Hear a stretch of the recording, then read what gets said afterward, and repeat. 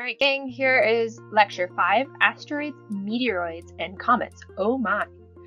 And if you don't get that reference, you will need to go watch The Wizard of Oz. So we're going to start with asteroids right now. Remember, asteroids are found in the asteroid belt. Many believe they are the what's left of a protoplanet or a couple protoplanets that never became planets due to Jupiter's pull and the sun. And we're going to learn a little bit more about what asteroids are, in addition to compounds that we find on them, different types of information we've gathered on it so far. So yeah. How do we determine asteroid size and shape to begin with? We have multiple options here. We have telescopes, spacecraft, radar mapping, the amount of observed reflected light, and thermal radiation. Land telescopes are, earthbound. So to these earthbound telescopes, asteroids actually appear like moving stars because they're so bright. The Hubble telescope was able to capture images well enough to identify the spherical shape of the dwarf planet Ceres, Vesta, and other semi-rounded asteroids. NASA's Near-Earth Asteroid Rendezvous spacecraft landed on 433 Eros in 2001. It determined its size to be about 33 kilometers long and 13 kilometers across. Basically, it's like a fat banana, which is funny. It's heavily cratered and covered in regolith. Remember, regolith is the debris that we find on the moon. It's basically moon dust. Okay, and it's due to impacts sending dust across it. Japan's Hayabusa craft sent a probe to 25,143 Itokawa. It got great photos showing boulders and rubble on the surface, but not much in the way of craters.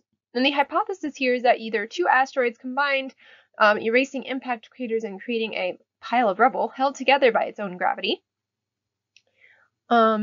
Which is kind of cool if you think about it. It means that two asteroids had enough gravitational pull towards each other that they impacted. They determined the size to be about 0.5 kilometers long with an orbit that crosses Earth's.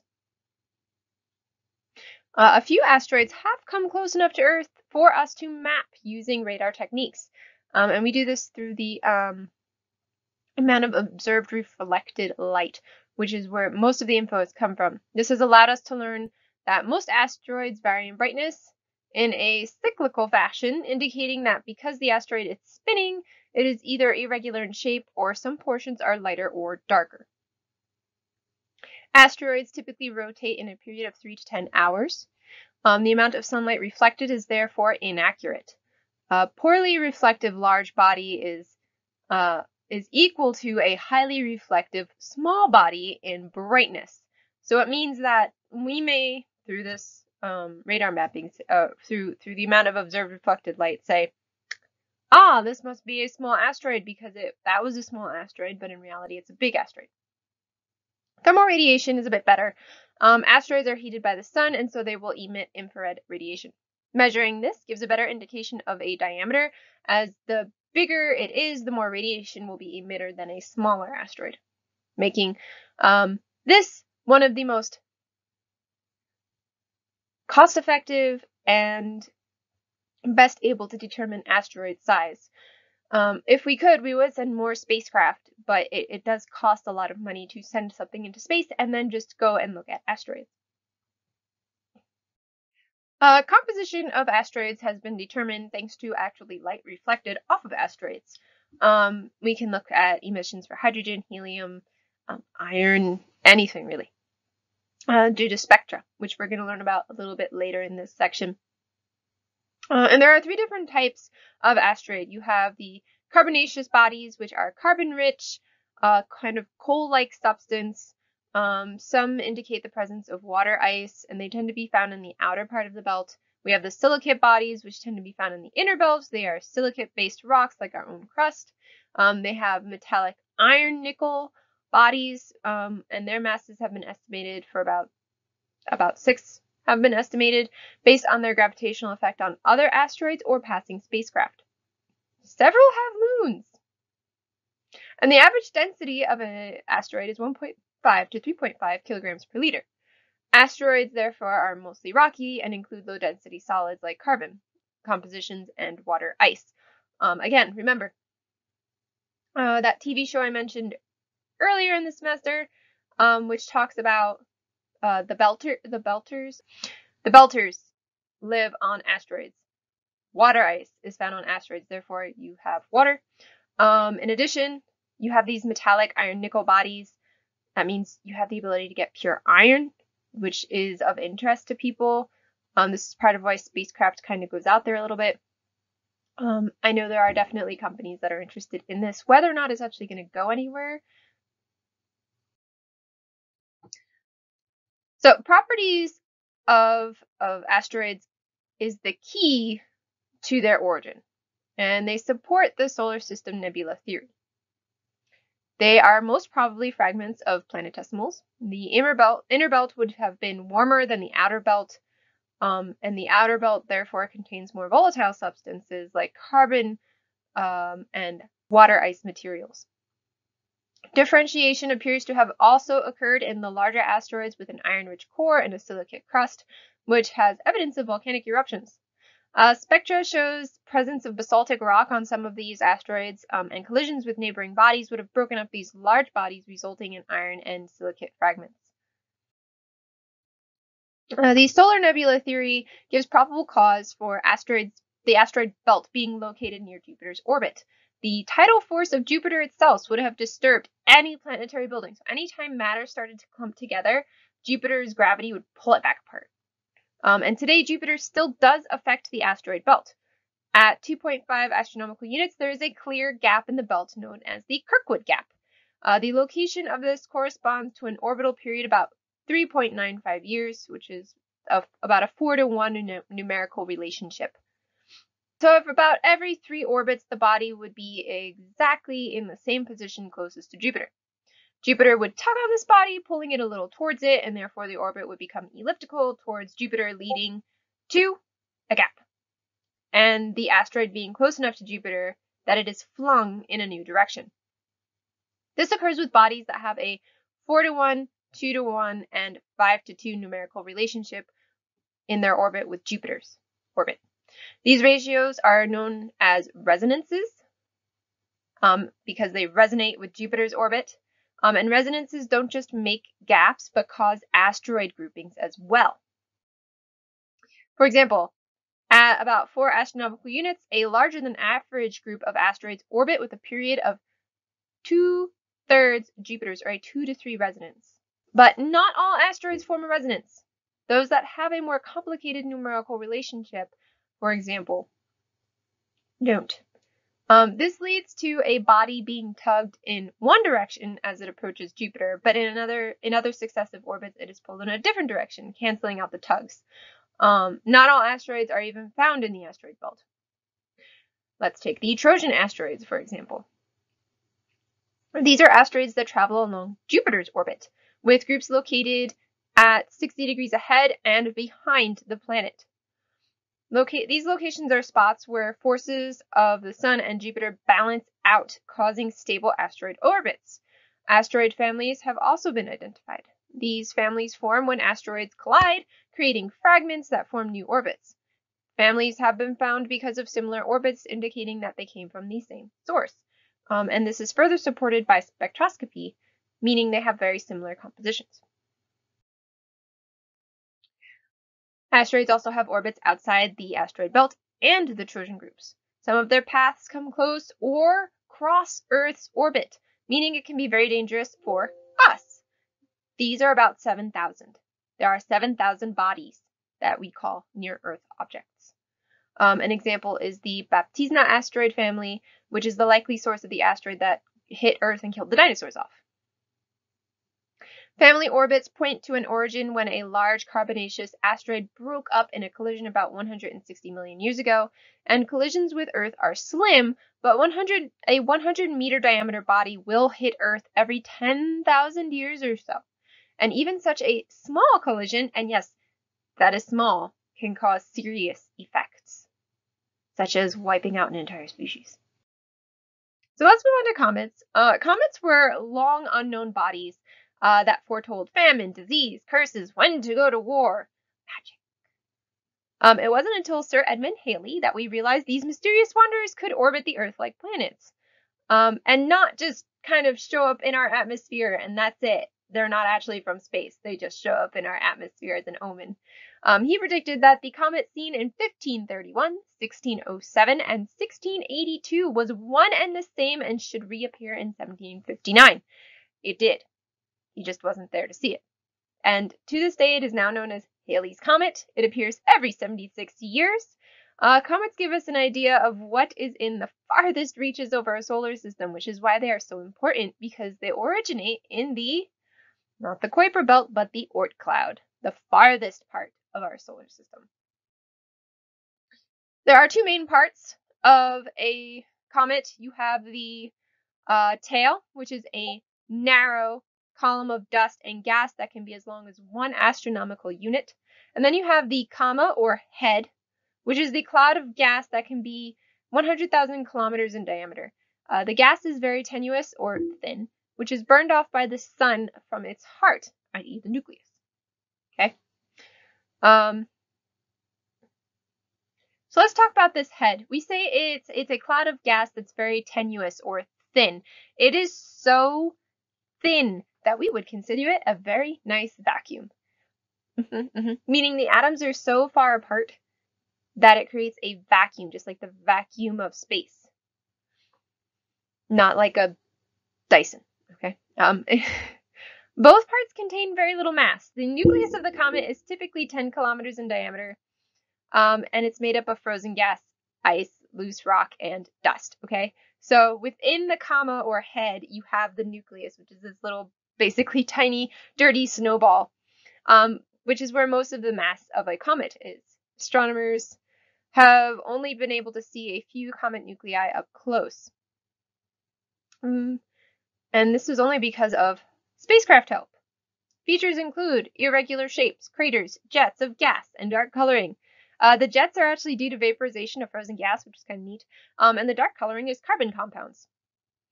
Pitting is due to uneven melting or materials or the boiling away of volatile ices like water ice. So we have sent probes basically to check out comets, right? Cool. Neat. What did that do? Well, let's start with the impactor probe. Named because it impacted. It was a 370 kilogram probe sent into direct collision with the comet Tempel 1. The material blasted off the comet by the impact was able to be studied by astronomers because it was collected by the main craft known as stardust. The collision created a large amount of fine, and I mean fine, like talcum powder level fine, dust, and is assumed to have created about a 30-meter crater in the comet itself. Images and samples indicate that the comets are more fluffy, like snow compacted, like an actual snowball, rather than hard ice. Density is estimated to be 0.3 to 0.8 kilograms per liter, which is less than the composition of water, or the density of water. Escaped gas spectra indicates a composition rich in carbon dioxide, carbon monoxide, and water, along with small amounts of other gases. And then you have the evaporation of water, which turns into oxygen and hydrogen as it's broken up by ultraviolet radiation from the sun. And most comets are actually surrounded by a cloud of hydrogen. If they pass by the sun too often, gas escapes, and eventually the comet actually erodes away, leaving behind the more rocky material resembling an asteroid. So yes, comets will eventually disappear. They don't show up forever.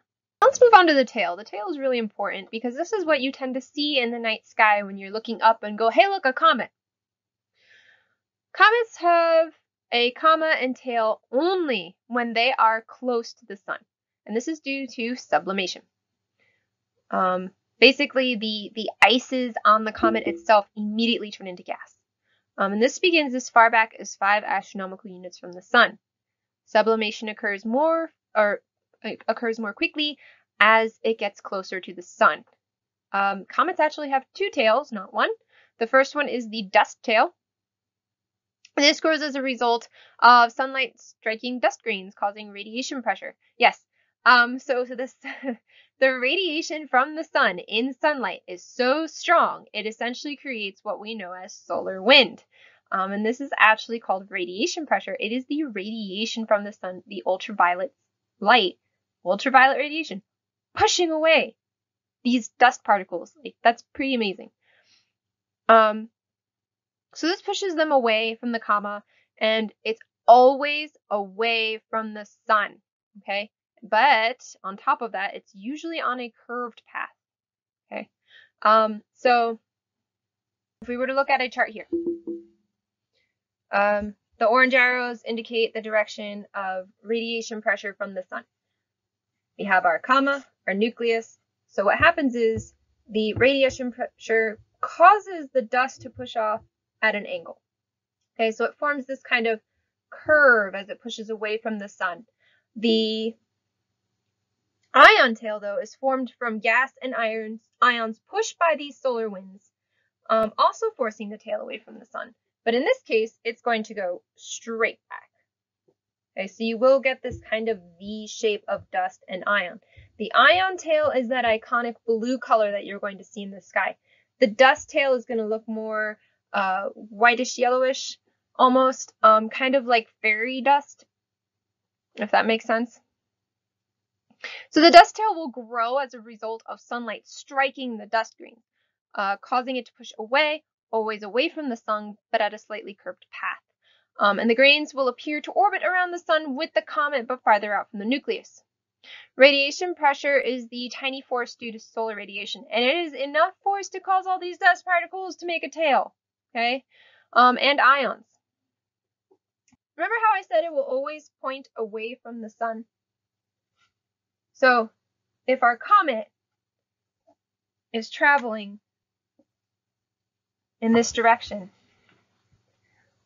those tails are still going to go away from the sun, making it always appear as if the comet is going towards the sun, even though it's not, which is kind of neat when you think about it.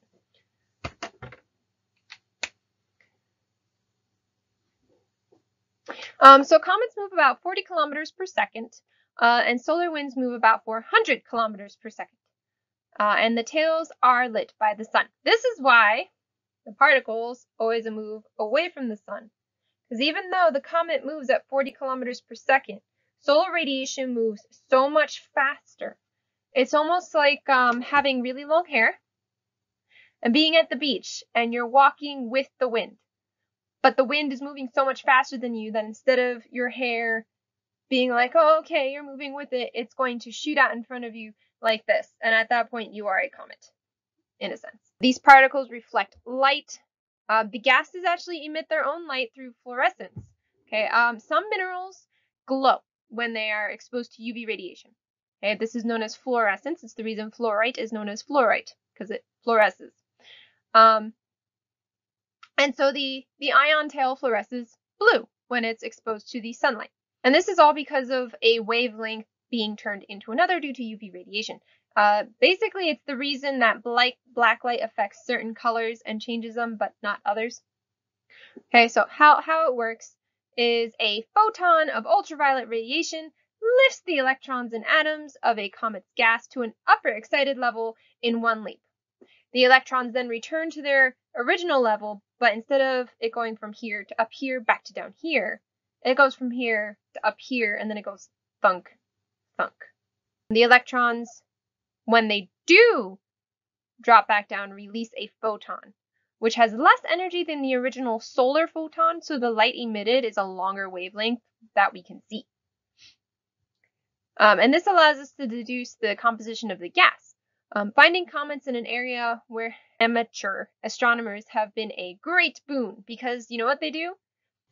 They go outside with their telescopes and they go, all right, where's the comet? If you find a new comet before it actually brightens by the sun, it can be named for you, as in like after you, which is cool. And the reason they do this is because they want amateur astronomers like yourselves to go out with their telescopes, look into the night sky, and try to find comets before they become available. Because guess what?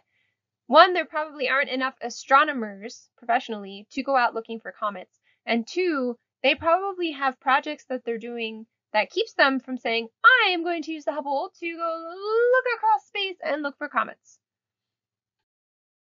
And so basically this is how it works. This is the cool formation of a comet. So back here, before we actually get any coloration starting to happen. This is where the amateur astronomers come into play, where if you find it, it's yours. But about here, we get about 3. So back here is 5. When we get to about 3 AU, we have the gas comma starting to form. And the tail begins to form at 1 AU, which is right there. And that's your ion tail. Ion tail will form first. Then, as we get even closer, the dust tail will form. And as you can see from this image, it doesn't matter where the comet is. The tail is always pointed away from the sun, which is cool. Astronomers believe that comets originate from the Oort cloud. Comet nuclei from the cloud may take millions of years to finish an orbit, and these are called long period comets. So far from the sun, that scientists can calculate their temperatures to be about 3 Kelvin, which is very cold, which allows their gases and ices to remain frozen. We can only see these bodies when their orbits bring them to the inner solar system. Scientists believe it is the gravitational influence of neighboring stars that alter these bodies' orbits, sending them towards the sun in the first place. And after this discovery of Sedna, it is quite possible that dwarf planets may also be a cause of disturbance. There are also a small number of comets that reappear in less than 200-year intervals. These are known as short-period comets. And this includes Halley's Comet, which appears one time every 76 years. These comets originate in the Kuiper Belt. Movement into the inner solar system may be due to larger bodies present like Pluto or Eris. As comets orbit the sun, they are slowly being whittled away, particularly short-period comets. As the comet sublimates, the rock and dust particles that were part of the nucleus will continue to orbit even though it has lost most of its ices and it no longer has a visible tail. This grit will eventually stray and can be seen falling through the night sky on a clear night on an average of once every 15 minutes, which are known as meteors. So a meteor is a stray bit of comet or asteroid. So if you were to be in a very clear space and you're out stargazing, okay, like you should be, every 15 minutes or so, you should see a streak. And I went and did this after reading this. It is true. Especially when you're in the desert where it is super clear. But if you're in the mountains, as long as you have a clear space where there isn't light pollution, or you're out far enough into the boonies of Florida where there isn't light pollution, you can stare at the night sky. On a clear night, you will see a streak of light every about 15 minutes or so. Just make sure you don't blink. So during certain times of the year, instead of once every 15 minutes, it will be once every few minutes, and they will tend to come from the same direction. This is known as a meteor shower. The most well-known is the Pearson shower, which reaches its peak around August 10th to 14th. This happens while the Earth crosses paths with comet debris that will appear to come from or diverge from a single point, which is known as a radiant. Generally, a shower is named for the constellation it diverges from, not the comet. Right, so not all meteors that enter Earth's atmosphere are small. Some are rather large, and pieces of them can be found afterwards. And when this occurs, it is known as a meteorite. But before it enters the atmosphere, it is known as a meteoroid. When a meteoroid enters the Earth's atmosphere, becoming a meteor, its kinetic energy, thanks to friction between it and the atmosphere, the meteor will essentially heat to thousands of Kelvin in seconds. Okay, you've heard of flash freezing. This is flash burning.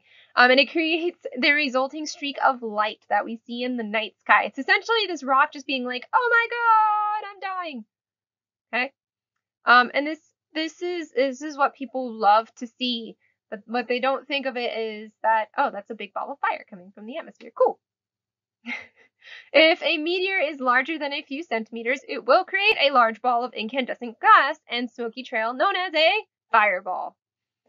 In 2012, there was one that fell over Russia, and thanks to Russia's insurance policies making it so everyone has dash cams, yes, this is why you have all those funky YouTube videos, you can actually find the most well-documented meteor impact ever.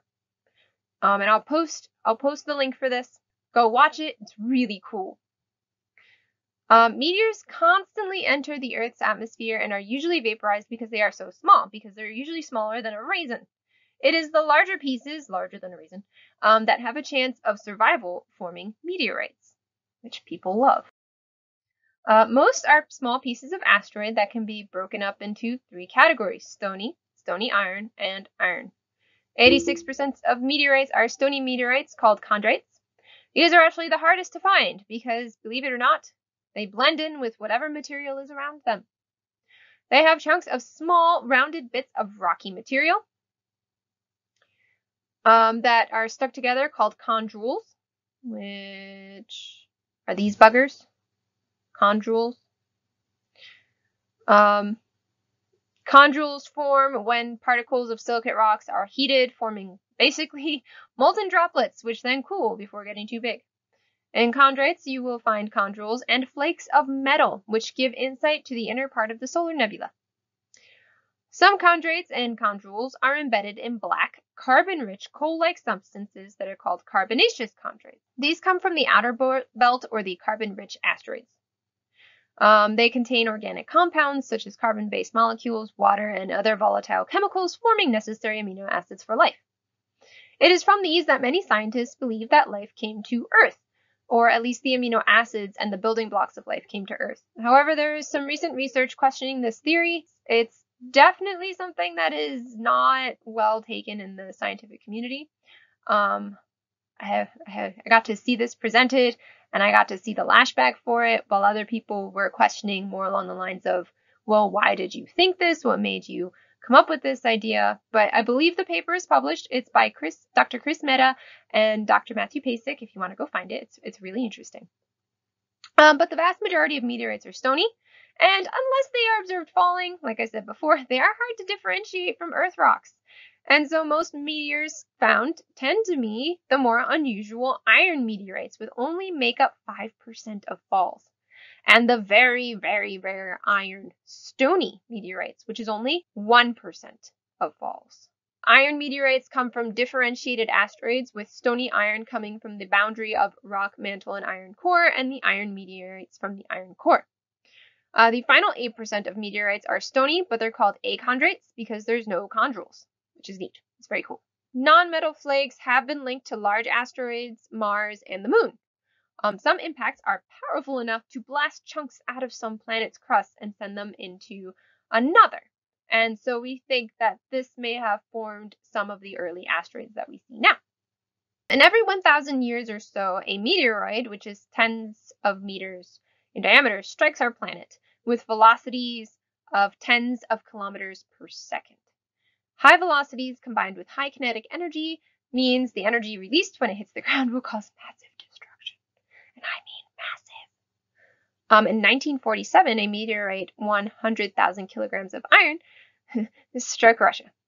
If it struck at the estimated 30 kilometers per second, the kinetic energy of the impact was 4.5 times 10 to the 13th joules, which is 10,000 tons of dynamite, which is equal to a nuclear bomb that destroyed Hiroshima in World War II.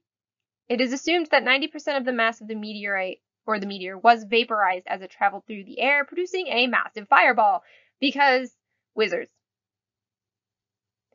If you don't know that reference, you need to go watch a D&D video, Fireball, or read a book. Fireball is, I think, what, a level 2 or a level 3 spell that wizards can do, and it does like a crap ton of damage. Meteors less than 10 meters in diameter will release most of their kinetic energy in the fireball they produce, but larger bodies will not until they strike the Earth's surface. Because such large meteor impacts could be lethal, astronomers have developed an international monitoring system to hunt for asteroids that might impact Earth. This is definitely the idea where Armageddon came from. The idea is that these objects could have their orbits deflected if something is done early enough. The movie, Armageddon. But due to the state of the moon, we can assume that Earth was struck by impacts to an equal or greater degree, although there are few observable traces left due to the loveliness of plate tectonics. When an impact does occur, it will vaporize the rock at the site of impact, resulting in shock waves that will actually peel back the ground around this point. One of the first documented meteor impact sites on Earth is the Barringer crater in Arizona, which is known as Canyon Diablo. For those of you who are curious, it is the site of the Thor movie where they had the hammer. Yeah. You can see it when you fly over Arizona because it's just so big. Geological analysis of fragments of the meteorite indicate it occurred about 50,000 years ago. The meteoroid was estimated at 50 meters in diameter, and the crater is 1.2 kilometers across and 200 meters deep. In 1908, an asteroid broke up in our atmosphere over an area of Siberia called Tunguska, and Tunguska even leveled trees radially for 30 kilometers and broke windows up to 600 kilometers away. Eyewitnesses report seeing a fireball. Only 2 people were killed, thankfully no more, as this was a remote area. Scientists were unable to visit the site for 2 decades because communist Russia, and they were having a political upheaval. They found that the trees at the center of the blast zone were still standing, but had been stripped of all their branches. There was no crater and no debris, indicating that the explosion would have happened actually above the ground, and that it exploded. The meteorite was vaporized, which is supported by computer models. And so to understand how, an asteroid typically approaches Earth at 10 to 40 kilometers per second. And when it hits our atmosphere, air is compressed in front of it, which is heated and follows Newton's law of action-reaction, exerting tremendous force back on the asteroid, which can actually shatter it. And the resulting fragments would continue to fall, and air resistance will vaporize, creating a fireball in the sky about 10 kilometers from the ground. All that then remains is this some 6,000 Kelvin fireball that blasts down and out, igniting all below it like a nuclear bomb. So the explosion itself would have stripped the trees down but flattened the trees outward. Scientists believe that it's actually not a rare event. Accounts of fireballs and widespread damage in 2 regions of South America in the 1930s have occurred. Strikes may have caused tsunamis. There is an impact crater off of New Zealand that's about 500,000 years old, and left deposits of beach sand more than 200 meters above sea level in New Zealand and 100 meters above sea level in Australia. There are also impact scars. For example, Wolf Creek crater in northwestern Australia, which is 0.9 kilometers in diameter, and it's 300,000 years old. Minnekugan Lake in Quebec, 7 kilometers in diameter, 210 million years old. They think it was actually a 5-kilometer diameter meteor. Others that were completely buried have been discovered through drilling and seismic studies, such as the Sudbury iron mines in southern Canada, where they found basically a 1.85 billion year old impact crater that was about 250 kilometers in diameter. Chinese reports in the 15th century talk about rocks falling from the sky, killing about 10,000 people. Tusks of woolly mammoths have been found that are peppered with pockmarks that actually have small bits of iron meteorite embedded, meaning that they survived a meteor impact. So here is the Barringer crater. Like I said, this is where the movie Thor took place. His hammer was right in the middle there. And this is the Manicouagan Lake in Quebec. This is a giant impact crater as well. So the geological record shows histories of mass extinctions, events large enough to wipe out entire species. Sometimes just a few, and sometimes thousands. Some of these were caused by geological events or drastic changes in climate or sea level. In 1980, evidence was found indicating an asteroid impact should be added to the list. Why? Well, they found this thing called iridium in Cretaceous sediments, which was about 65 billion years ago, indicating an asteroid impact. Iridium isn't something we naturally find on the surface. It's something that would be deeper underground due to differentiation as the Earth spun, because it is a heavier metal, meaning something with iridium must have impacted the surface of the Earth. About 65 million years ago, something caused the dinosaurs and some other creatures like pterodactyls and many different types of plants to go completely extinct. This was very sudden, and a very large number of species that died off, which marks the end of the Cretaceous period. Evidence suggests now that it was due to an asteroid impact, thanks to a high abundance of iridium in 65 million year old sediments, because iridium is rare in crustal rocks just like platinum is. On a basis of samples gathered worldwide, the calculated size of said meteor was about 10 kilometers in diameter. A meteor 10 kilometers in diameter would create an explosion on impact equal to several billion nuclear bombs. That is a lot. Okay, and this would throw several tons of debris and molten rock into the air. The molten rock would increase the temperature of the surrounding area a lot, sparking worldwide wildfires. And shockwaves are theorized to be possibly strong enough to destabilize magma chambers, causing volcanic eruptions in the immediate area. Fragments of the blast would have created nitrogen dioxide, which would mix with water to create nitric acid when it rained, which would kill off many plants. And the combination of intense heat and acid rain with the blast would be followed by an insane period of darkness due to debris just launched into the atmospheres. So when you have a volcanic eruption, ash makes it up into the atmosphere and it kind of floats around. And if you have enough ash in the atmosphere, it can cause a decrease in temperature because it is a block, kind of like sunblock, okay? But it bounces radiation back, meaning we don't warm as much. So imagine a whole bunch of eruptions in a specific area happening at once, a giant impact that would just throw exploded soil, sediment, etc. up in the air, and a lot of that would have been very tiny, which would allow it to stay up in the atmosphere for a long period of time. Enough to make the sun go dark for a bit. That would really drop the temperature of the Earth. Enough for an ice age. And this impact is further supported by soot and a layer of tiny quartz pellets. The soot is from fires and debris. The quartz is from molten silicate rock. And these were found in high elevation on the Caribbean islands, which was most likely deposited by tsunamis more than 1 kilometer high.